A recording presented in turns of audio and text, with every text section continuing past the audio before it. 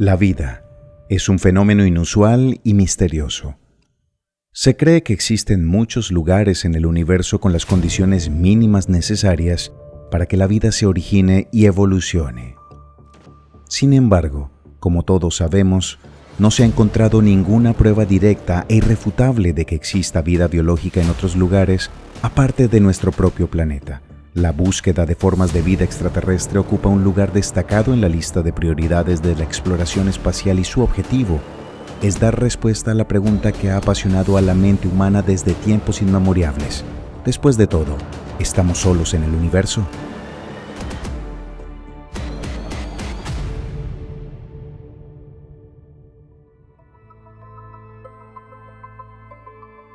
Para que la vida biológica se origine y comience a evolucionar, es necesaria una mezcla de un gran número de factores. Los principales son el agua líquida, una fuente de energía y una cierta diversidad química. Además de la Tierra, tenemos otros lugares en el sistema solar que son candidatos potenciales a albergar vida, siendo Marte el candidato principal y el más explorado activamente en los últimos años. Sin embargo, también existen posibilidades de descubrir vida extraterrestre más allá de su órbita. Basta con echar un vistazo al planeta más cercano a nosotros después de Marte. Júpiter es el mayor planeta del sistema solar. Su masa es 318 veces la de la Tierra. Se trata de un gigante gaseoso compuesto principalmente por hidrógeno y helio. Además, se ha detectado en su atmósfera metano, amoníaco, compuestos de azufre y nitrógeno y hielo de agua. A pesar de la diversidad de compuestos químicos, la posibilidad de encontrar formas de vida en el propio Júpiter es extremadamente baja. Con la ausencia de una superficie dura, las altas temperaturas de las capas internas del planeta y la inimaginable presión en su interior, las criaturas biológicas simplemente no tienen posibilidades de sobrevivir.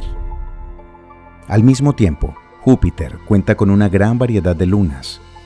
4 de las más conocidas son Io, Calisto, Ganímedes y Europa. Fueron descubiertos en el año 1609 por Galileo Galilei. Se encuentran entre los mayores satélites del sistema solar, acercándose al tamaño de la Luna o de Mercurio.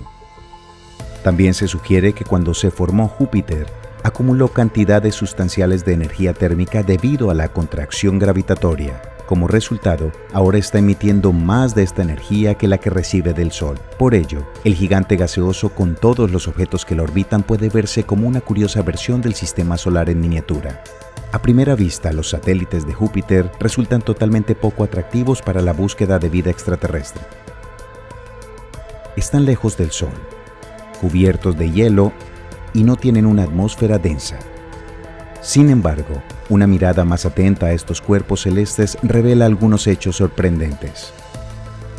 Es muy probable que Calisto, Europa y Ganímedes escondan un océano interno líquido bajo la corteza de hielo.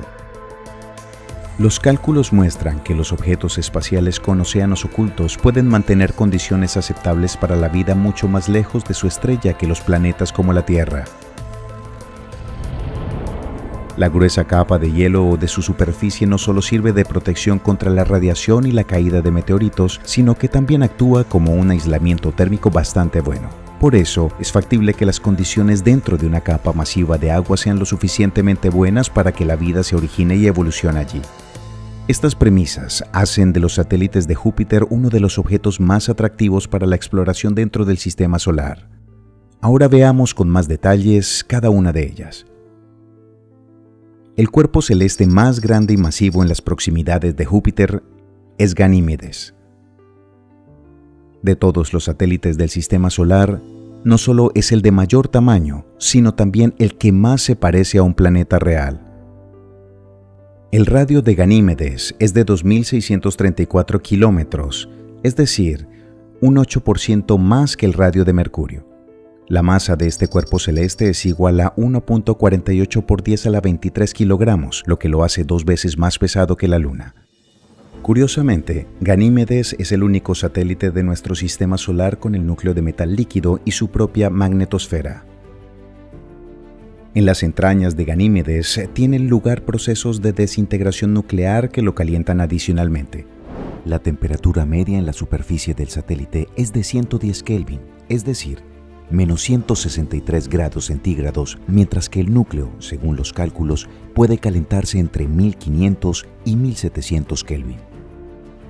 Los estudios del campo magnético de Ganímedes, realizados por el aparato Galileo, han sugerido que bajo la corteza de hielo del satélite podrían encontrarse un océano salado de varios niveles a una profundidad de 200 kilómetros.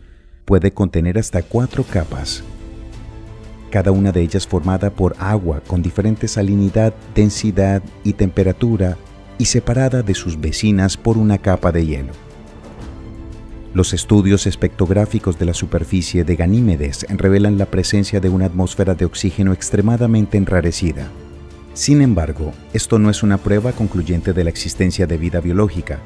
Lo más probable es que el oxígeno molecular se produzca por la descomposición del hielo de agua por la radiación ultravioleta.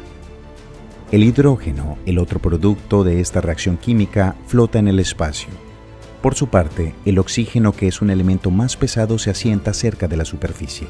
Además de una enorme cantidad de hielo de agua, se encontraron en la superficie de Ganímedes dióxido de carbono, dióxido de azufre, sales de ácido sulfúrico y algunas sustancias orgánicas. No podemos descartar que se hayan formado en las profundidades del océano subterráneo, pero los mecanismos de su asentamiento en la superficie del satélite aún no están claros. Calisto se considera un cuerpo celeste potencialmente atractivo para la vida. Este satélite es el segundo más grande y el más alejado de Júpiter. Su diámetro es de 4.820 kilómetros, casi el mismo que el de Mercurio. Bajo la corteza de hielo de Calisto, que tiene un grosor de entre 80 y 150 kilómetros, es muy probable que haya un océano salado con grandes cantidades de amoníaco disuelto en el agua y otras sustancias.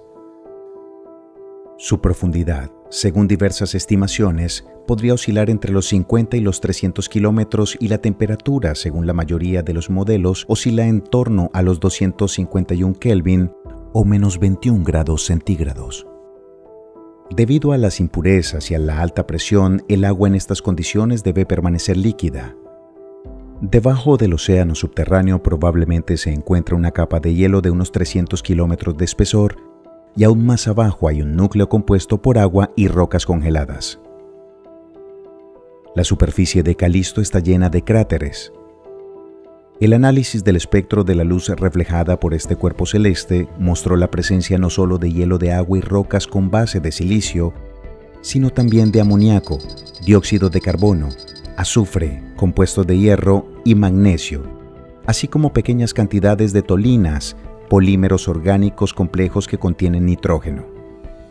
Estas sustancias de colores brillantes se forman en la superficie de los cuerpos celestes bajo la influencia de la radiación ultravioleta. Resulta que Calisto está demasiado lejos de Júpiter para recibir más calor de él. Además, la influencia de las mareas ejercidas por el vecino gigante no es suficiente para deformar el satélite, aunque la fricción en el proceso lo calentaría. Además, la mayor parte de este cuerpo está formado por hielo, mientras que es preferible que haya rocas sólidas que saturen el agua con elementos vitales para que se originen formas de vida. La diversidad de compuestos químicos aquí es escasa y la temperatura bastante baja, por lo que reducen significativamente las posibilidades de que la vida evolucione aquí. Aún así, no hay que descartar esta posibilidad. Sin embargo, Europa, el más pequeño de los 4 satélites galileanos de Júpiter y solo un poco más pequeño que la Luna, se considera el más prometedor para la búsqueda de vida extraterrestre. La temperatura en el ecuador de este cuerpo celeste es de 110 Kelvin o menos 163 grados centígrados. En los polos las temperaturas pueden descender hasta 50 Kelvin o menos 223 grados centígrados. Europa se encuentra en un acoplamiento de marea de Júpiter y siempre está girada hacia él por un lado. Sin embargo, su rotación no está perfectamente sincronizada. Se notan pequeñas desviaciones de la trayectoria calculada. Esto puede significar que la superficie de Europa está separada del núcleo por una capa fluida. Esta suposición se ve confirmada por los estudios sobre la interacción del satélite con el campo magnético de Júpiter, realizados por la sonda Galileo a finales del siglo pasado. Además, el análisis de las fracturas que cubren la superficie de Europa muestran que en el pasado la corteza del satélite se desplazó 80 grados con respecto al interior, lo que sería imposible sin la presencia de una capa líquida entre ambos. El enorme vecino ejerce una fuerte influencia sobre Europa al provocar poderosas mareas en su océano subterráneo. De este modo, Júpiter calienta aún más el satélite por la fricción interna. Las estimaciones muestran que la temperatura en el interior de Europa es lo suficientemente alta como para que haya un océano de agua en estado líquido. Curiosamente, su profundidad puede alcanzar los 100 kilómetros y su volumen puede ser el doble que el océano global de nuestra Tierra. Europa está cubierta por una capa uniforme de hielo excepcionalmente suave y transparente. Los elementos más altos del relieve se elevan a varios cientos de metros sobre la superficie. El grosor de la corteza helada puede oscilar entre los 10 y los 30 kilómetros, aunque la superficie del satélite está surcada por toda una red de largas y profundas grietas, por lo que suponemos que algunos de ellos pueden llegar hasta la capa subterránea del agua. Así, el hielo del fondo de estos barrancos es un material valioso para estudiar la composición interna de Europa. Otra característica peculiar de esta luna son los potentes geysers de vapor helado. Solo se abren cuando Europa se encuentra en su punto más alejado de Júpiter y la altura de los chorros alcanza hasta 200 kilómetros. Estos chorros gigantes están formados por vapor de agua que, por cierto, es inesperadamente limpio. Todavía no se sabe con certeza si los geysers tienen algo que ver con el océano del interior de Europa o si proceden de lagos gigantescos incrustados en la corteza helada del satélite. En la actualidad, la composición del océano subterráneo del satélite se estima mediante el análisis del hielo que cubre la parte interior de los mayores cráteres de Europa. Solo a través del impacto de un objeto realmente grande es posible romper la gruesa capa de hielo. Una vez rota la corteza helada, el agua del océano subterráneo en el lugar del impacto se congela y forma el fondo de un cráter. El análisis espectral de los cráteres revela compuestos de magnesio, azufre y hierro, así como peróxido de hidrógeno y ácidos fuertes. Esto demuestra que existe una gran diversidad de minerales en la hidrosfera oculta del satélite. La atmósfera de Europa contiene oxígeno que se forma como resultado de la interacción de la radiación ultravioleta con el agua helada de la superficie que se divide en oxígeno e hidrógeno. Sin embargo, la atmósfera del satélite está aproximadamente 1 trillón de veces más enrarecida que la de nuestra Tierra. Sin embargo, según algunas estimaciones, la concentración de oxígeno en el océano subterráneo de Europa debería ser suficiente para sustentar formas de vida aeróbica unicelular. Los volcanes submarinos deben ser sus fuentes de energía y alimento, ya que saturan el agua con azufre y óxido de hierro. Los organismos primitivos pueden adherirse a la parte inferior de la corteza de hielo o nadar libremente en el agua. Se llegó a suponer que en el océano de Europa podrán habitar organismos multicelulares primitivos. Sin embargo, esta hipótesis parece demasiado presuntuosa. De hecho, existe un gran número de especies en nuestra Tierra que serían capaces de sobrevivir en las condiciones estimadas del océano subterráneo de Europa. Entre ellos, no solo hay bacterias resistentes a entornos difíciles, sino también criaturas pluricelulares, por ejemplo, los tardígrados.